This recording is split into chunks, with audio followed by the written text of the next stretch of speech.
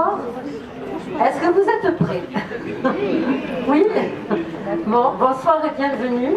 Alors je vais me présenter tout d'abord. Je suis Marie-Josée Graza, je suis adjointe à la mairie de Banyuls et je m'occupe essentiellement des affaires sociales et enfance et jeunesse. Et je tenais tout d'abord à excuser monsieur le maire Jean-Michel Solé et Olivier Capelle, adjoint à la culture, qui ne pourront pas être présents ce soir, retenus par des obligations antérieures. Voilà. Et c'est un grand plaisir de vous accueillir à Banyuls, dans cette salle,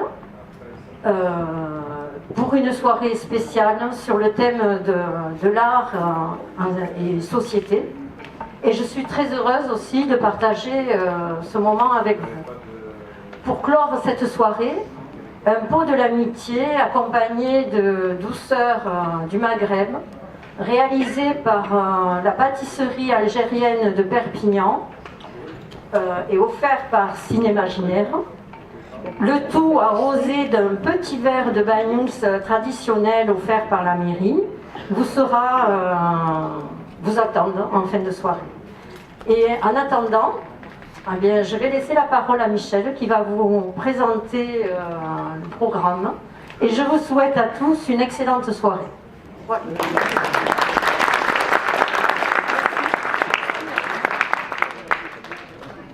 Bon, bienvenue, vous êtes nombreux, c'est un vrai plaisir.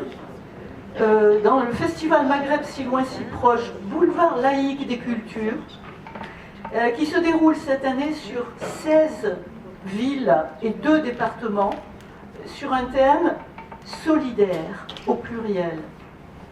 À Banyuls, notre soirée spéciale art au pluriel et société au pluriel a été organisée solidairement, pour être fidèle au thème, entre Cinémaginaire et l'association Culture et Patrimoine en Côte Vermeille et la mairie, puisque vous avez entendu Marie-Jo présenter ses vœux pour ce film. Alors vous allez être surpris, j'espère.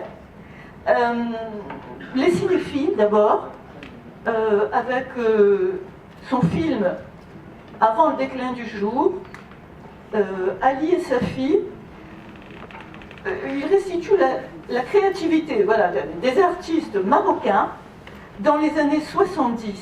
Je l'ai écrit parce que c'est pas simple, sous forme d'un documentaire essentiellement constitué d'images d'archives et d'extraits de films qui sont presque inédits et qui sont commentés en 2022, puisque c'est un documentaire, par un artiste de l'époque qui a aujourd'hui 71 ans. Alors le début peut vous paraître déroutant. Laissez-vous porter. Observez les différentes sociétés qui coexistent et qui se télescopent. Le générique de fin éclaircira une partie de ce mystère. Une partie. La suite de la soirée va vous réserver aussi quelques surprises. Vous en avez déjà aperçu un peu.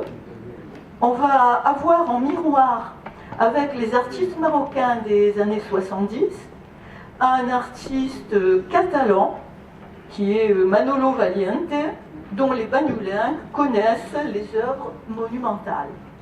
Alors je précise tout de suite que son esthétique ne fait pas l'unanimité et que peu importe ce soir, parce que ce n'est pas le sujet. Quel rapport existe-t-il entre le Maroc des années 70 et le pays catalan des années 30 à 90? Eh bien c'est l'art, c'est la créativité dans la répression, c'est l'exil, mais pas que. Hassan Madji, qui est un de nos invités aujourd'hui pour le film,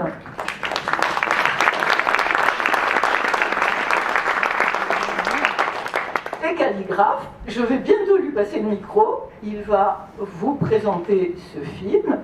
Et ensuite, Dominique Baudry, qui n'a pas souhaité parler avant d'intervenir, parce qu'il m'a dit sinon j'aurais plus rien à dire, vous présentera avec un diaporama des épisodes de la vie de Manolo Valiente qui sont beaucoup moins connus que les quelques œuvres que nous avons ici, et également quelques originaux que la mairie a prêtés pour la soirée. Voilà, parce qu'aujourd'hui, on peut, et ça c'est pour les curieux du patrimoine, on peut accéder en toute liberté aux archives, ce qui n'était pas le cas à l'époque dont on parle dans le documentaire. Voilà, et on peut s'intéresser aux arts dans nos sociétés. Voilà, merci d'être venu partager ces moments. Hassan. Merci. Donc, je vais rebondir sur ce qu'a dit Michel tout à l'heure. Quel lien y a-t-il entre les artistes marocains et les catalans? Effectivement, le film a été reconstruit à partir d'archives, et entre autres des archives qui dormaient à Barcelone. C'est incroyable. Pourquoi? Parce que ce film documentaire n'a pas pu voir le jour dans les années 70, vu la répression et le contrôle au Maroc, donc ils ne pouvaient pas projeter des films d'activistes et d'artistes qui voulaient un monde nouveau. Et donc ce film a été d'abord, il a voyagé, il a trouvé refuge à Barcelone. Vous voyez que le monde est petit. Donc moi je me présente, je m'appelle Hassan Majdi, j'ai vécu 20 ans à Casablanca où le film est tourné. Donc j'ai eu mon bac en 1975. Donc c'était les années de plomb au Maroc, on les appelait comme ça. Et j'ai quitté le Maroc parce que j'étais dans le syndicat des étudiants marocains qui s'appelait UNEM, Union nationale des étudiants du Maroc, et qui a été dissous suite à une répression terrible à cette période-là. Et moi j'ai étudié à l'école marocaine, mais mes professeurs étaient à 90% des Français. C'était les coopérants. Et les coopérants, ils partaient dans d'autres pays pour ne pas faire le service militaire. Et donc, il y avait des objecteurs de conscience. Et vous imaginez qu'un cours de français ou d'histoire géo, et un de nos professeurs, je me rappellerai toujours, on écrivait avec de la craie sur les tableaux noirs. Et la craie était tellement de mauvaise qualité qu'il y avait des débris de pierre dedans et ça grinçait. Il jetait la craie par terre. Il nous disait, puisqu'on ne peut pas écrire, mais je vais vous raconter une histoire. Et ça part sur 1, 7, 8, 9, 1789. Et puis voilà. Il commence l'histoire de la Révolution française et que peut-être un jour, vous, petits Marocains, vous pouvez aussi rêver à un pays démocratique et vous aurez au moins de la craie de bonne qualité pour que vos professeurs puissent nous transmettre. Voilà un petit peu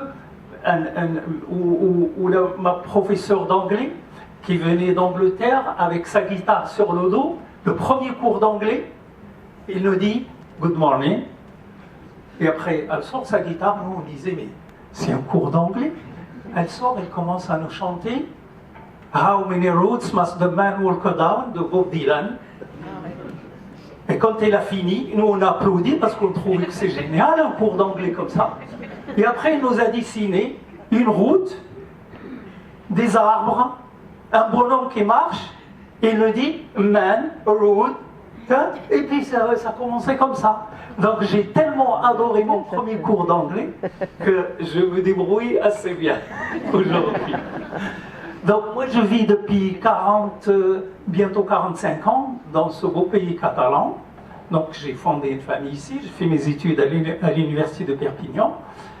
Et pour vous situer un petit peu le film et les lieux, c'est très important. D'abord le Maroc, a eu son indépendance en 1956. Le roi Hassan II, qui était le prince Moulay al-Hassan, il va devenir roi en 1961. Il met 2 ans pour modifier la constitution. En 1963, il propose à son peuple de voter, mais tout le monde était obligé de voter oui pour la constitution. Même à cette époque-là, 80% de la population est analphabète, et il pensait que Doustour, qui veut dire la constitution, était un bonhomme qui se présente aux élections. Et tout le monde disait oui, tu mets la feuille blanche, c'est oui, rouge, c'est non. Il fallait ramener la feuille rouge au chef du quartier, enfin le Makhzen. Le Makhzen, c'est toute une organisation terrible, ils sont partout et ils vérifient ce que font la population. Donc moi j'ai été élève, après étudiant dans ces conditions-là, à Casablanca. Donc après 63 modifications de la Constitution, une autre date importante à connaître, c'est que 2 ans plus tard, 1965, le ministre de l'Éducation nationale a fait une réforme qui a été très mal acceptée par les lycéens. Ils sont sortis dans la rue le 23 mars 1965. Hassan II a donné l'ordre à son ministre de l'Intérieur, qui était Oufkir, de tirer sur les manifestants des hélicoptères. 1000 morts en 3 jours. Donc ça, c'est une date très importante qui va donner naissance d'un mouvement d'extrême gauche qui s'appelait 23 mars. Il y a un autre mouvement qui s'appelait Ilal Amam, dont fait partie Abdelaziz Treibak, qui était avec Abraham Sarfati, Abdelatif Ladi, Zarwal, il y en a plein. Tous ceux-là, ils étaient mis en prison. Donc, peu importe, on revient sur l'art, cette période après l'indépendance. Un roi qui modifie la constitution pour mettre quoi dedans? Pour mettre que sa personnalité est sacrée, il est le chef des croyants, et il est fil rouge, intouchable. Donc ça a choqué les partis qui ont participé à l'indépendance avec son père Mohamed V, et du coup, ça a commencé une période de répression, 1965. La même année, 65. Enlèvement et assassinat de Ben Barka à Paris. Parce que c'était un opposant qui était à l'étranger, qui avait un aura sur les mouvements démocratiques au Maroc, et puis il gênait. Arrive, vous voyez, 65. Il met beaucoup de démocrates en prison et tout, des gens qui sont partis à l'étranger, s'exiler, dont ceux qui sont venus à Barcelone. Et après, 1971, un premier coup d'État. C'est-à-dire que même l'armée, elle trouvait que ce nouveau monarque, il va trop loin. Donc Oufkir va tenter un coup d'État, il va être liquidé, tout le monde dans une prison qui s'appelait Tazmamert, qu'on va découvrir après. Et après, l'année suivante, deuxième coup d'État. Il échappe aux 2 coups d'État. Et là, il était isolé par rapport et le peuple et l'armée. Donc il va inventer une carte. Et cette carte, de nouveau, va venir de l'Espagne. C'est Franco qui devait quitter, l'Espagne devait quitter, selon l'organisation de l'ONU, les territoires du Sahara occidental. Parce que c'était tous les pays qui étaient colonisés devaient décoloniser. Et donc, il a passé la main au roi du Maroc, qui a organisé une marche verte avec 350 000 marcheurs de la paix, ça veut dire sans armes, sans rien. Et donc l'armée espagnole a vu qu'ils étaient désarmés, ils les ont laissés s'installer dans le Sahara jusqu'à aujourd'hui. Cette année-là, 1975, j'ai passé mon baccalauréat, c'était la marche verte. La Marche verte a permis au roi de faire un petit peu la coalition de tous les partis politiques autour de cette idée de territoire, et toute personne qui contestait ou qui soutenait l'autodétermination du peuple sahraoui était mise en prison. Et ces années de plan vont durer jusqu'au pratiquement 1986, parce que Ali Treibak était libéré suite à le roi a gracié beaucoup de détenus, dont Abraham Sarfati, Abdelatif Lavi et tous ces activistes des années 70. Revenons à ce qui est de l'art. À Casablanca, c'est la plus grande ville du Maroc, la capitale c'est Rabat. Casablanca a toujours été une ville dynamique économiquement et qui était un petit peu un laboratoire de création. Donc vous allez voir le premier groupe qui va naître à Casablanca, qui s'appelait Nas El Riwan, que Scorsese appelait ça les Beatles du Maroc. Nous, on avait l'habitude, moi je fais partie de cette génération, on avait les cheveux jusqu'ici. Moi, quand je suis venu à Perpignan, j'avais les cheveux longs, j'ai toujours eu les cheveux longs. C'était une forme de contestation, de dire moi je ne veux pas rentrer dans les clous, ni de religion, ni de rien. Et donc, il y avait donc ce groupe qui va chanter en dialecte marocain, en darija, pour pour résister à l'invasion de la musique arabe avec Kelsoum et compagnie, à la musique égyptienne. Le cinéma marocain a commencé, il y avait des cinéastes qui créaient pareil, on était envahi par le cinéma égyptien. Vous allez voir aussi des artistes peintres, des troupes de théâtre, avec Taïeb Sadeghi, qui était un très grand directeur du théâtre de Casablanca. Mais en tout cas, Casablanca, c'était un petit laboratoire où se développaient des actions et après les s'aimer dans le reste du pays. Et donc moi j'ai vécu le premier concert de Nas El Riwan, ils avaient mon âge, on était tous jeunes, avec les cheveux longs, ça et tout. Et puis les paroles, ils étaient dans, je dirais, la médiation. L'artiste est un médiateur. L'artiste, on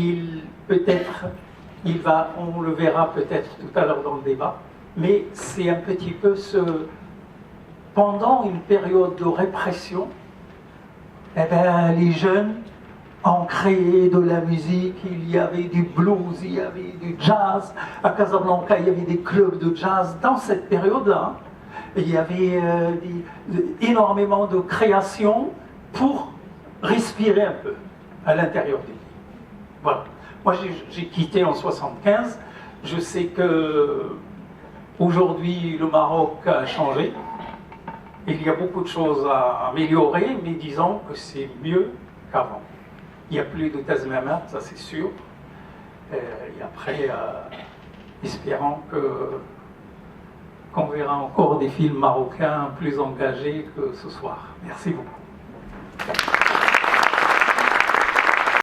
1136 revient. Voici les lieux, voici les hommes, voici le chant. Élargissez le cercle, que Dieu élargisse vos tombes. Que béni soit le poète et le conteur. Que notre chant soit digne de ceux qui nous écoutent.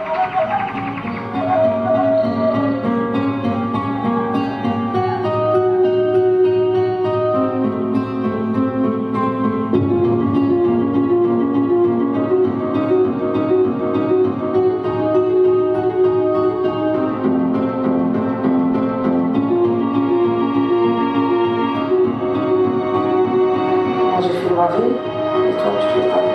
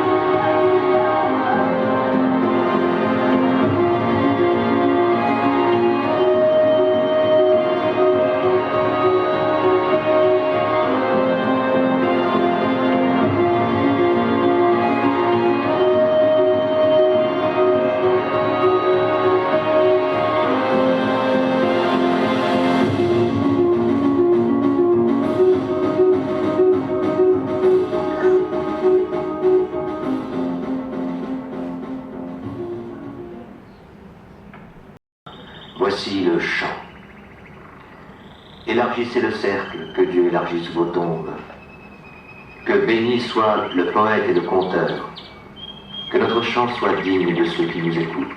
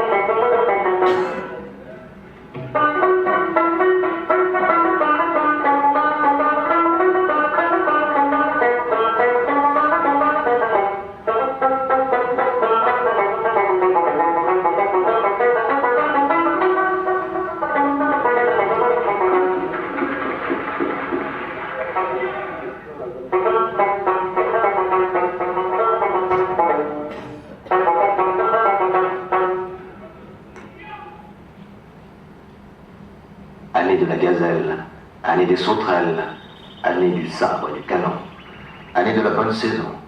Notre sang garde la saveur de la légende.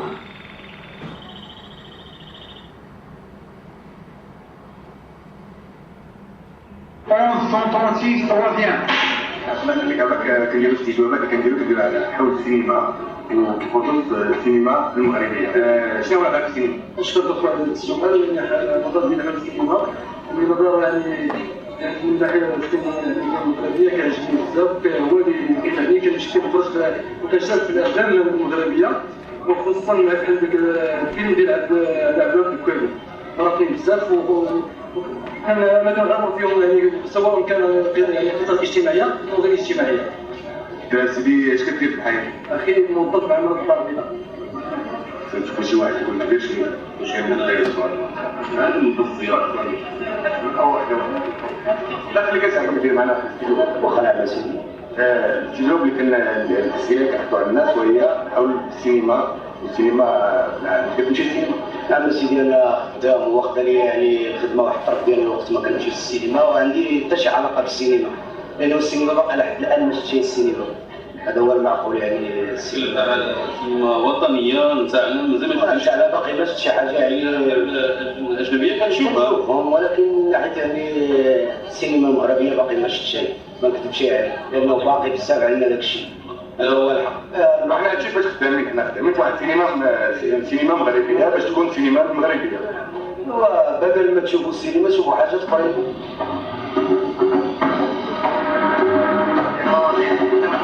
مواضيع اجتماعيه اللي تعالج المشاكل ديالنا اللي عامره المغرب كله مشاكل وما كاين حتى شي حد اللي كيدير شي حاجه اللي كيفهموا بها الناس اللي كيدير شي حاجه كيديرها اما بعيده على المستوى ديال الفكر ديال الناس او كتكون شي حاجه باينه كنعرفوها كلنا ماشي شي حاجه خص الواحد يبحث فيها ويعرفها وبزاف منه خصو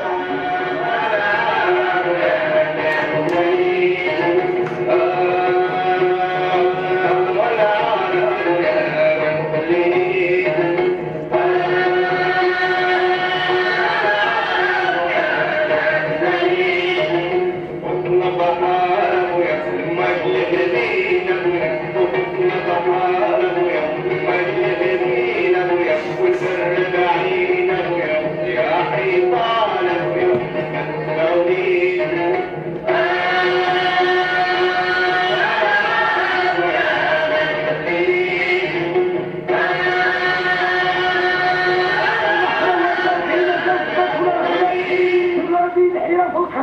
عطاك شحال مخموم الوليد في البطوله ولا الشبكه ديالو تخمو واللي هو الشيباني بحالي هو مسكين الشيباني بحالنا الشبكه ديالو سالح اللي حنا قلوب عطاك وادواك والوادينا وكحل عطاش يموت عطاش يموت عزراني الخوف سيدي ربنا يجهدو الصنهري ويموت اللي حنا قلوب عطاك سيرو خريج يوزو فيها الرسالة المسكين لا يحب والداك الخبر هاقلها العيال يعطوها المسكين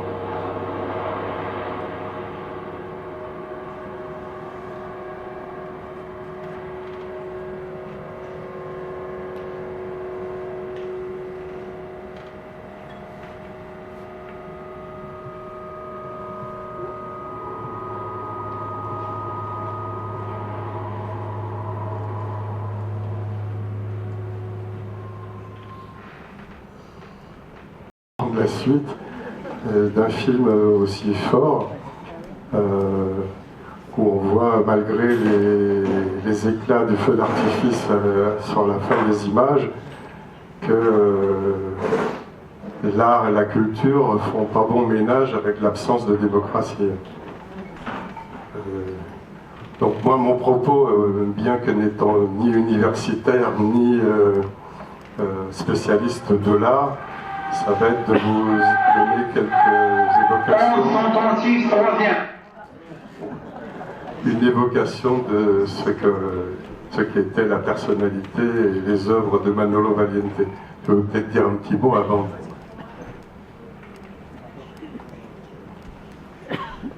Non, c'est juste si vous avez des questions sur, je sais pas moi, des symboles, des choses que vous n'avez pas comprises.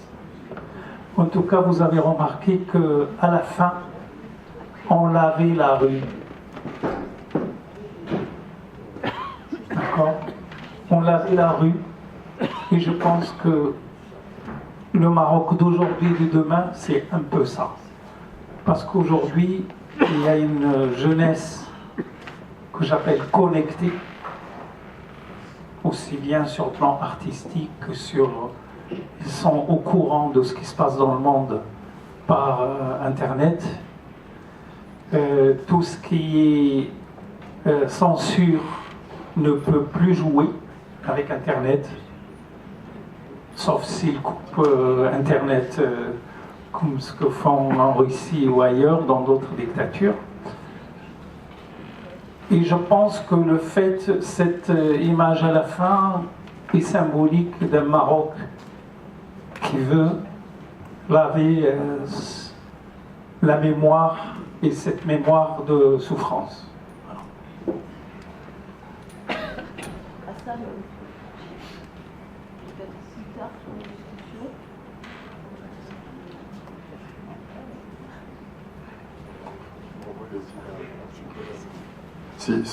En attendant quelques images, là, si vous voulez peut-être intervenir sur le film, là. Merci Dominique, je vais intervenir brièvement, bien que j'aimerais beaucoup le faire plus longuement puisque j'ai passé 4 ans au Maroc. J'ai travaillé 4 ans au Maroc et dans le champ culturel. J'aurai l'occasion d'y revenir à la fin de l'année lors d'une conférence que je donne pour l'association sur la langue française, sur l'importance de la langue française, sur le fait qu'elle est à la fois notre patrimoine, le patrimoine de la France, mais aussi de tous ceux qui, dans le monde, s'en servent, l'apprennent, s'en servent et souvent pour protester. Donc une foule d'images magnifiques dans ce film. Je retiendrai une des dernières, et je la développerai juste en 2 minutes, Dominique. C'est l'image de la main. Je ne sais pas si vous avez... La main est très symbolique au Maroc, elle est souvent représentée. La main, c'est le premier outil de l'homme. Hein, c'est la main qui bêche, c'est la main qui creuse, c'est la main qui bâtit, c'est la main qui écrit, c'est la main qui peint, c'est la main qui sculpte. Et un certain nombre d'artistes marocains, dont Farid Belkaya notamment, ont créé des œuvres magnifiques mettant, c'est la main qui joue de la musique. Je regarde Pedro, que j'avais eu la joie d'accueillir au Maroc, justement pendant les années où j'y ai vécu. Donc insister un peu, vraiment, même si le film laisse bien sentir, sur le fait que la création littéraire, artistique, sous toutes ses formes, incluant le cinéma, c'est vraiment l'outil de la sensibilisation d'abord, puis de la résistance et enfin de la libération. Et je mentionnerai juste 2 auteurs et c'est tout. Vous avez entendu Abdelatif Lahabi, qui est un très grand poète marocain, qui est prix Goncourt de la poésie d'ailleurs, qui a été emprisonné, que j'ai eu le bonheur de connaître aussi. Et je me souviendrai toujours d'un de ses vers dans un recueil qui s'appelle Le Spleen de Casablanca, tout un programme. Et ces vers sont ceux-ci: à force de côtoyer le monstre, l'odeur du monstre te colle à la peau. C'est un homme emprisonné qui vit sous Hassan II, qui vit évidemment des événements absolument abominables et qui écrit ses vers et bien d'autres, puisqu'il a été reconnu non seulement en France, mais un petit peu partout au monde. Et puis, mention d'un autre auteur et de son frère artiste. Vous avez parlé de Tazmamor. Tazmamor, c'est cette geôle que Hassan II avait fait creuser dans le sol au sud de Marrakech, si je me souviens bien. Cette geôle immonde dans laquelle il avait fait enfermer ceux qui avaient participé, et souvent à leur corps défendant, ce qui se passe encore aujourd'hui, nous le savons, n'est-ce pas? On envoie parfois des soldats au combat sans qu'ils sachent pourquoi ils y vont. Bref, c'était un attentat contre Hassan II. Et ceux qui avaient participé sans le vouloir et même sans le savoir, étaient enfermés dans cette geôle sous terre.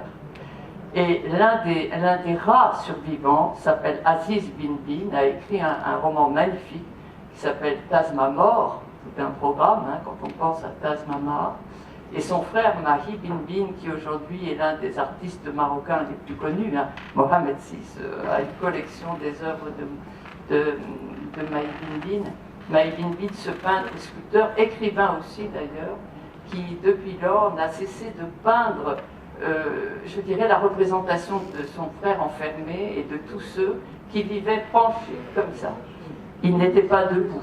La geôle était trop basse, il y avait peut-être 1m40, quelque chose comme ça. Ils ont passé 18 ans, le cou penché.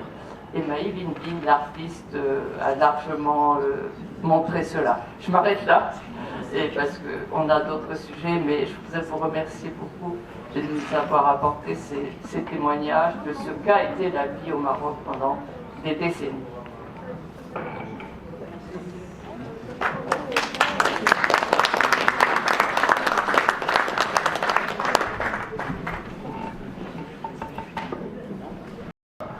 nous y sommes. Donc, moi je vais vous présenter en quelques images une évocation, pour pas être trop long, sur ce personnage particulier qui lui est un exilé de la guerre d'Espagne. Donc il s'agit de Manolo Pérez Valiente,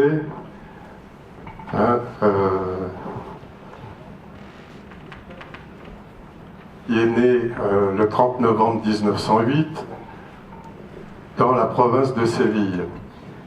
Et ce Manolo Valiente,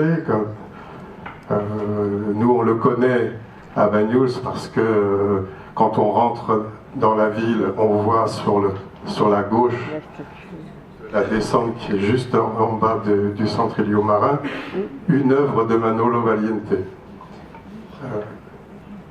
Donc Manolo Valiente, il a exercé dans sa jeunesse divers métiers, il a été ébéniste, et puis il s'est trouvé rapidement pris par la guerre civile, et il devient instructeur militaire et il est blessé à la colonne vertébrale assez gravement en 1937 sur le front près de Madrid. Et à partir de là, il doit faire un certain nombre de séjours à l'hôpital. Ensuite, pendant la retirade, il passe en France, à Las Illas, et il se retrouve aussi interné, il fait des séjours à l'hôpital de Perpignan, il est toujours blessé, il se déplace très difficilement, et il se trouve faire un certain nombre de séjours dans divers camps de concentration, comme on les appelait à l'époque, des camps d'internement, à Bram, au Barcarès, Argelès et à nouveau au Barcarès, et il réalise un certain nombre de dessins déjà dans ces camps.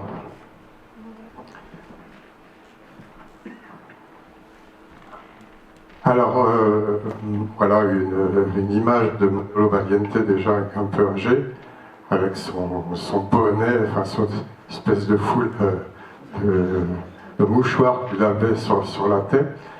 Sculpteur, peintre, poète, philosophe, voilà, il va avoir à son actif beaucoup de talent et beaucoup d'activités. Donc, je passe la suite, merci. Donc, on voit, la première chose que l'on voit à Banyuls en descendant, c'est cette œuvre en ciment armé qu'il a appelée Pose, qui est un petit peu abîmée, qu'il faudrait peut-être aussi voir à la restaurer. Et elle nous fait penser à la pensée de Mayol. Il a un peu la même pose, la même attitude. Pas du tout la même facture, c'est pour ça que tout à l'heure quand on a fait la présentation, on disait que son esthétique peut effectivement heurter un certain nombre de personnes. Ici, le travail en ciment armé, alors cette œuvre elle est exposée à la sortie de Banyuls en direction de Cerbère, elle s'appelle Le Travail, et vous en avez une image. Alors ici vous avez celle qui a été réalisée en métal. C'est une maquette. Ensuite, nous avons cette autre œuvre en ciment armé, Le Repos, toujours en direction de Cerbère. Une qui est, qu'on le repère tous, la Remendaire, qui est en pierre. On voit un certain dessin qui a été réalisé pour faire après la réalisation en pierre. Une photo où on voit Manolo Valiente lui-même avec un certain nombre de ses amis artistes, dont Elie Roccari, un journaliste de la Dépêche, le regret Francis Sureda. Nous avons alors d'autres œuvres sculptées. Ces œuvres, elles sont entreposées dans une réserve de la mairie de Bagnouz. Alors, quelques exemples qui ont été mis à notre disposition par la mairie que vous voyez sur cette table-là, mais il y en a beaucoup d'autres. Hein. Vous voyez des maquettes qui ont été réalisées en carton, qui ont été réalisées en bois, d'autres en ciment aussi, comme celle qui se trouve à gauche de l'écran, là, mais qu'on ne voit pas bien. Et toutes ces maquettes, de différents formats, sont à découvrir. Ensuite, il a réalisé une fresque qui est assez gigantesque, qui est très lourde, et dont on voit deux détails, mais qui sont à peu près 2 mètres de haut, en plâtre. Après, voilà d'autres œuvres. Là, c'est un petit bronze. Le guitariste va être ici, sur cette table-là, en métal. C'est lui qui a réalisé, vous voyez le dessin à droite qu'il avait fait pour cette sculpture, qui est le monument aux guerrilleros espagnols qui se trouve dans la ville de Prayols et qui sert d'emblème à l'association des anciens guerrilleros espagnols morts pour la France et la liberté. Donc ce monument a été inauguré en 1982. Il a énormément dessiné aussi, il a choisi quelques dessins qu'il a fait, des autoportraits, plus d'autres dessins qui sont dans des carnets de dessins, sur des feuilles. Il était très prolifique. Vous voyez, alors là, sur la droite, un dessin qui se trouve illustré, on voit Don Quichotte.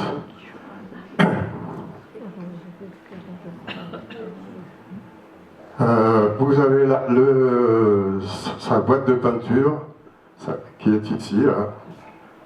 Elle est un petit peu cachée.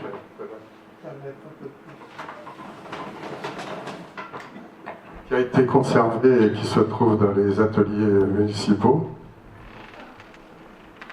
Un autoportrait qui est ici à gauche de l'écran, une peinture, hein, donc il peignait, il sculptait, il peignait, il dessinait. Vous avez aussi un autre tableau qui se trouve à gauche là. Ici, toujours des peintures, aquarelles, enfin, c'était vraiment dans tous les domaines de l'art pictural, de l'art sculptural, etc.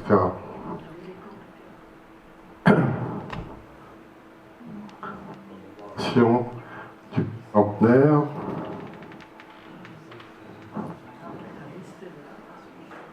Voilà, ça c'est le peinture qui se trouve à gauche là. Il a participé à Manolo Valiente, Galerie Marion. Il a gravé beaucoup il a fait des bois pour illustrer notamment des petits ouvrages qu'il écrivait. Voilà quelques exemples de ces bois. Il y en a une grande quantité qui se trouvent dans ces ateliers municipaux qui attendent.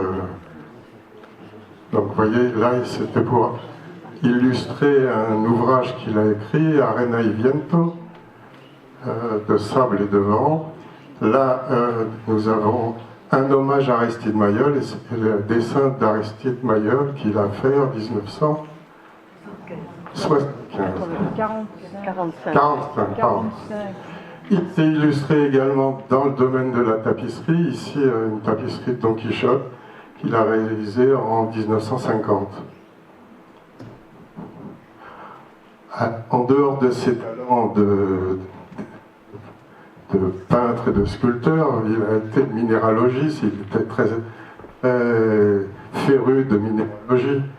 Il a créé une entreprise de carrière de schiste à Montoriol. Il a restauré un mas qu'il a habité pendant 25 ans. il a été professeur d'espagnol. Vraiment, c'est un touche-à-tout. Et c'est à lui qu'on doit la fondation de la fondation Antonio Machado à Collioure, dont il a été le premier président. Donc, en dehors de ses premiers talents dont on vient de voir quelques exemples, il a été poète et philosophe. Alors, quelques ouvrages, vous voyez, Arena y Viento, lui en espagnol, en catalan, Sora y Vent, et l'autre ouvrage important de sa production, Un vilain rouge dans le sud de la France, Un rojillo en el sur de Francia, et accompagné du texte de Arena y Viento. Donc cette édition est aujourd'hui épuisée. Ensuite, il écrivait sous le pseudonyme de Juan Pena. Et là, vous avez ce petit opuscule Réflexion inutile fondamentale, qui est un petit ouvrage de pensée, des petits textes très courts, qui l'a illustré de dessins. Ce petit ouvrage, ceux qui ça intéresse, pourra vous être remis gratuitement à la sortie si vous ne l'avez pas encore eu. Alors Manolo Valiente a habité pendant longtemps à Bagnols-sur-Mer. Il habitait le Mascali, là, qui est un vieux mas qui se trouve dans la rue Manolo Valiente d'ailleurs. Aujourd'hui, la rue qui porte son nom, sur la route du Mas Pagès, pour ceux qui connaissent un peu Banous. Ce mas a été légué à la ville de Banous, mais qui n'en a pas fait usage, malheureusement, pour en faire un musée de ses œuvres qu'il lui a léguées. Et alors, il est mort le 30 juin 91 et est enterré dans le cimetière de Banous, dans ce cimetière qui se trouve de l'autre côté de la ligne de chemin de fer. Pour ceux qui veulent aller voir, donc il se trouve là-bas.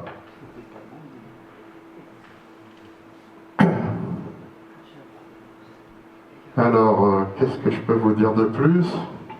Donc Manolo Valiente, c'est un homme qui a été malmené par la vie. Hein. Je vous rappelle qu'il avait été blessé, qu'il a dû subir les foudres de la répression franquiste, qu'il est passé en France en 1939. Et malgré ça, il a réussi à s'installer en France. Il a vécu à Banous, il a vécu à Caïchas pendant de nombreuses années.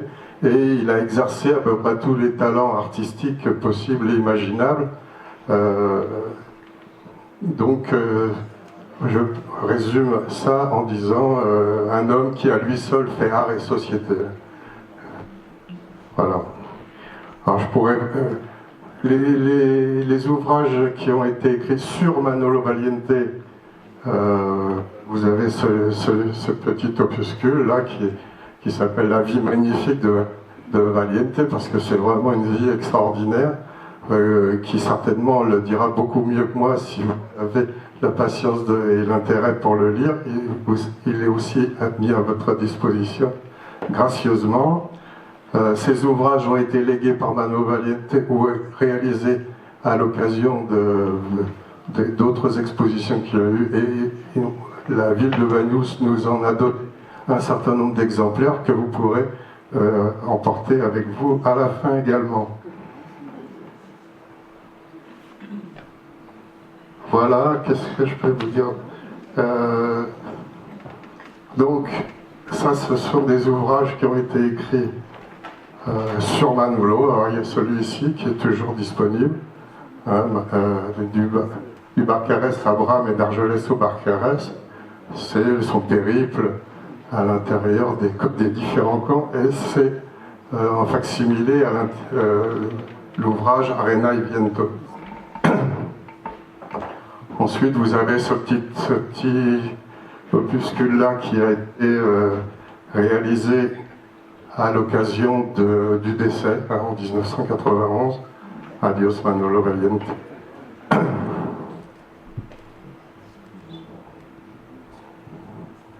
Donc, avant de terminer, remercier donc la ville de Bagnous qui nous a prêté un certain nombre de ses œuvres pour que vous puissiez voir un peu qu'en dehors de ce qu'on voit habituellement de Manolo Valiente, qui sont ses œuvres en ciment armé et la Raymond. Il y a énormément de choses qui mériteraient d'être davantage mis en exposition et en faire quelque chose qui soit vraiment d'un intérêt plus que ce qui est actuellement fait. On sait que Mayol occupe davantage les esprits à Bagnols-sur-Mer, mais il faut quand même peut-être accorder un peu plus d'intérêt à cet homme si particulier et qui a un talent quand même à redécouvrir. Donc je voudrais aussi remercier Antoine, qui est ici présent, qui est de la famille de Manolo Valiente, qui m'a prêté aussi un certain nombre d'ouvrages. Isabelle Savocalis, qui, elle, m'a donné pour vous ces ouvrages de Manolo Valiente. Christian Varbatis, parce qu'il m'a prêté aussi un bouquin. Et donc, voilà. Je pense que ce qui est écrit d'Antonio Machado résume bien l'idée de cet homme si particulier. Je vous remercie. Manolo Valiente, il est vraiment bien placé pour nous lire ce poème. Merci Dominique. En fait, vous remercie pour cet hommage également lors de ce festival, ce très beau festival. Merci Dominique pour cette présentation et cet hommage à Manolo Valiente. Effectivement, je pense qu'il faudrait encore faire beaucoup de choses parce qu'on a beaucoup d'œuvres. Je pense que la mairie a beaucoup d'œuvres et qu'il faudrait peut-être les mettre un peu plus en valeur. Moi, toutes ces œuvres et toutes les images que tu as montrées me rappellent beaucoup de souvenirs parce que j'ai été souvent, avec ma mère qui n'est pas là aujourd'hui ce soir parce qu'elle est souffrante, mais elle est très, très contente qu'il y ait quelque chose qui soit fait pour Mayol, pour Manolo. En tout cas, je sais que tous les week-ends qu'on y allait, nous, dans les années 70, au Moulin, notamment au Moulin de Cachas, il y avait une vie culturelle qui foisonnait dans ce moulin, c'était assez incroyable. Moi j'étais petit, j'avais entre 6 et 9 ans, 9-10 ans, mais il y avait beaucoup de personnalités. Là je vois Pedro qui est venu souvent au Mascali également, mais il y avait beaucoup de personnes de Perpignan, des personnalités, même des grosses personnalités qui sont venues et qui venaient, donc c'était vraiment, ça foisonnait, ça discutait, ça faisait la fête également, hein, donc avec de la guitare, souvent aussi des petits concerts improvisés. Donc voilà, tout ça c'est vraiment des beaux souvenirs qui se sont passés dans cette année-là. Également à Cali. Cali c'était vraiment un lieu pour nous, enfin nous les enfants on se régalait là-bas. Et de voir cet hommage-là, bon, c'est vraiment très réconfortant également pour la famille. Voilà, ben, je vais vous lire ce poème, pour pas être plus long, de Manolo. Je vais vous lire en espagnol, puis je vous le dirai en français après. Pasan por la ventana nubes de otoño, y en lo profundo de mi corazón muerden los ogros. Vienen los vendimientes de lejos sotos, y yo también de la gran viña eterna, racimos corto. Si nada me preguntan, nada respondo. Sigo viendo pasar por la ventana nubes de otoño. Pero mis 30 años nunca están solos. Si es que no está llorando mi memoria, lloran mis ojos. Je vais vous faire la petite traduction également. Par la fenêtre passent des nuages d'automne, et tout au fond de mon cœur, les ogres mordent. Les vendangeurs arrivent de lointains alliés, et moi aussi, dans la grande vigne éternelle, je cueille des grappes. Si on ne me demande rien, je ne réponds rien. Je continue à voir passer par la fenêtre des nuages d'automne. Mais mes 30 ans jamais ne sont seuls. Et quand ma mémoire ne pleure pas, pleurent mes yeux. Voilà.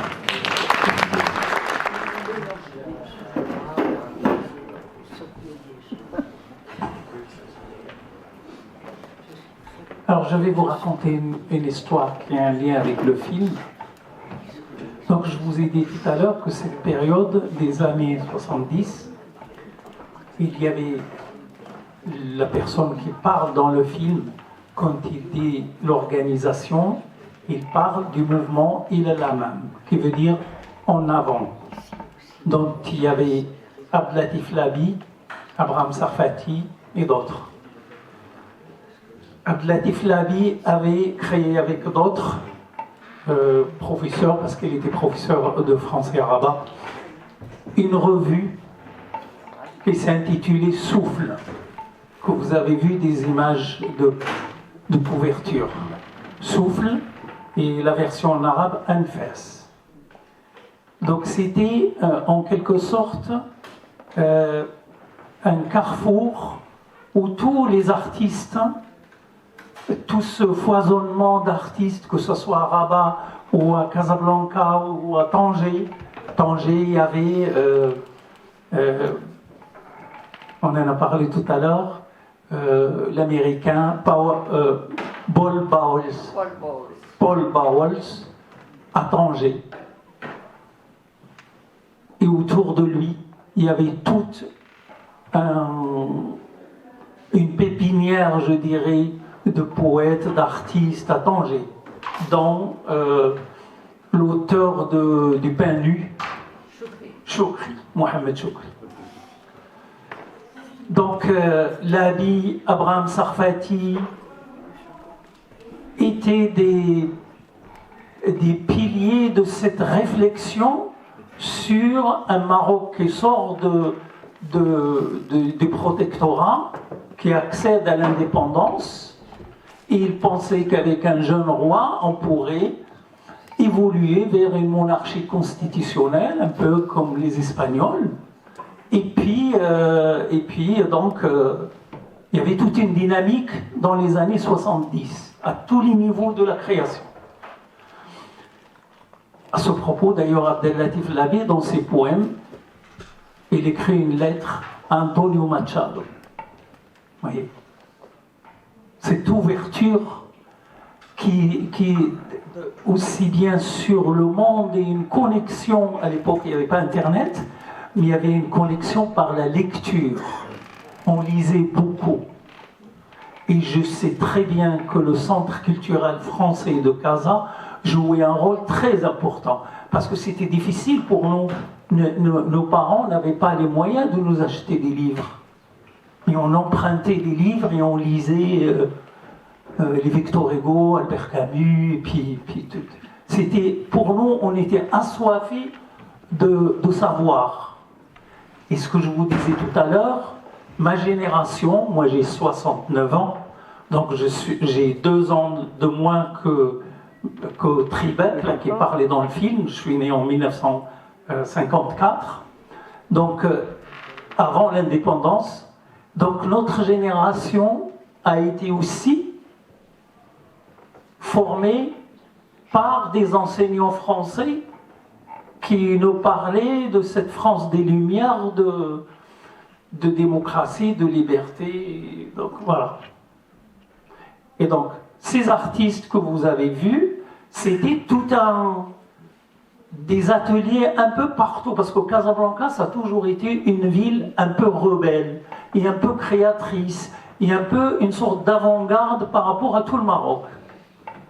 Pourquoi ? Parce que c'est la capitale économique, c'est un grand port, c'est là où s'installent les usines, où on crée du travail, et il parlait tout à l'heure des paysans, parce que le théâtre de Casablanca, ces jeunes que vous voyez jouer sont, par exemple, le fondateur de Nasser Riwan, il venait du sud du Maroc, un autre des Sawira, le poète du groupe qui écrivait, qui composait, il venait de la campagne, d'un petit bled à quelques dizaines de kilomètres de Casablanca.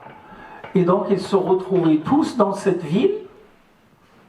Les bidonvilles augmentaient, bien sûr, ce que vous avez vu. Casablanca était connu par les bidonvilles au Maroc. Même maintenant, il y en a encore un peu. Mais disons que ça avance. Ça avance pas vite, mais ça avance. Et donc nous, notre génération, je vous ai dit tout à l'heure, je vous raconterai une histoire sur organisation. Quand il parle, il y a El Hammam, mais il y a 23 mars. Ben, moi, quand je suis arrivé à Perpignan, je suis arrivé avec mon passeport marocain, marqué dessus, né en 1957. Je suis né en 1954. Mes parents n'avaient pas d'état civil, parce qu'il n'existait pas, ils avaient juste l'acte de mariage. Et ils ont décidé de m'amener à l'école quand j'avais 12 ans, pour rentrer au CP. Et le directeur de l'école leur a dit, mais non, 9 ans, c'est vraiment le maximum. Montrez-moi le livret de famille. Mon père lui a dit, on n'a pas de livret de famille. Lui a dit, ça tombe bien. Alors, allez-y faire le livret de famille, vous lui enlevez 3 ans. Au lieu de 54, vous lui mettez 1957. Donc il n'y avait pas ni le jour ni le mois. J'arrive à Perpignan, je m'inscris à l'université, ils me disent, monsieur, c'est quoi le jour et le mois, parce que sinon on va vous mettre 01, 01, 57. Ah, j'ai dit non. Je me rappelle que je suis né le 23 mars. Pour vous dire que, aujourd'hui, j'ai mes papiers français, depuis 43 ans, et donc j'ai mis le 23 mars, c'est mon anniversaire, hein. C'est parce que ce qui est arrivé à Casablanca, à des Lycéens, on connaissait même leur famille, qui étaient assassinés directement par le ministre de la Défense, ça a marqué cette mémoire au Maroc. Le 23 mars 1965. Et donc, moi, je l'ai choisi comme date de naissance. Et pour vous dire que quand je rentrais au Maroc, je rentrais avec mon passeport français. Et il faut avoir l'obligation de montrer la carte d'identité marocaine. Parce qu'il y a dessus un numéro, il tape sur l'informatique pour vérifier si vous n'étiez pas recherché en France ou que vous n'êtes pas repéré dans des mouvements type Parti communiste, la LCR, tout ça. Et donc, moi je leur donnais mon passeport français, c'est marqué 23 mars 57, et la carte d'identité uniquement 1957. Ils ne regardaient rien, ils regardaient juste le numéro de la carte. Et je me suis dit, franchement, ils ne sont pas intelligents. Parce qu'ils auraient pu comparer les deux, ils me disent, monsieur, il y a un problème là. C'est quoi? Et en plus 23 mars. C'est une date vraiment dans l'histoire du Maroc qui a marqué toute une génération. Moi, je me rappelle très bien des images, c'était pas des victimes sur 1 millier en 3 jours. Voilà. Ça, c'était le divorce avec l'ex-roi du Maroc, Hassan II. C'est ce qui a poussé tous ces jeunes-là, parce que revenons à l'art et l'artiste et le rôle de l'artiste. L'artiste n'est pas un politique, il n'est pas là pour faire de la politique, mais il est là, c'est un médiateur qui, peut-être par sa sensibilité, il fait écho de ce qui se passe dans la société, que ce soit la joie ou les souffrances ou les larmes. Et donc il les matérialise avec son pinceau, avec son instrument de musique, ou avec sa voix, ou avec sa poésie. C'était le cas de Abdellatif Labi. Abdellatif Labi, moi j'ai pleuré en l'écoutant à Montpellier, juste après l'attentat de Madrid, sur un poème qui s'appelle Jean de Madrid. C'est poignant. C'est un artiste qui est sensible aussi bien ce qui se passe à Madrid que ce qui se passe, je ne sais pas moi, au Chicago, ou j'en sais rien où. Voilà. Et donc c'était ça. Cette génération avait l'espoir de dire, nous aussi, nous voulons vivre en liberté, comme tout le monde. Mais c'est pas pour... nous demandons pas autre chose, nous voulons juste la liberté. Et donc, ce qui nous a poussé à quitter le Maroc, entre autres. Et on est venu en France. C'était mon cas, il y en avait d'autres. Imaginez quand je suis arrivé moi à Perpignan, c'était en 1977, eh bien, on était 45 000 étudiants marocains en France. 45 000.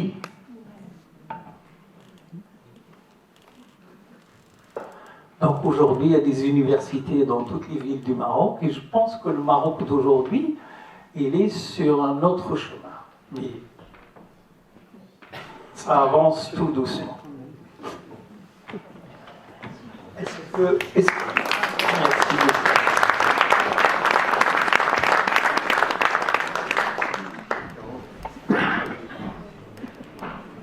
Est-ce que quelqu'un veut rebondir sur les propos de notre ami?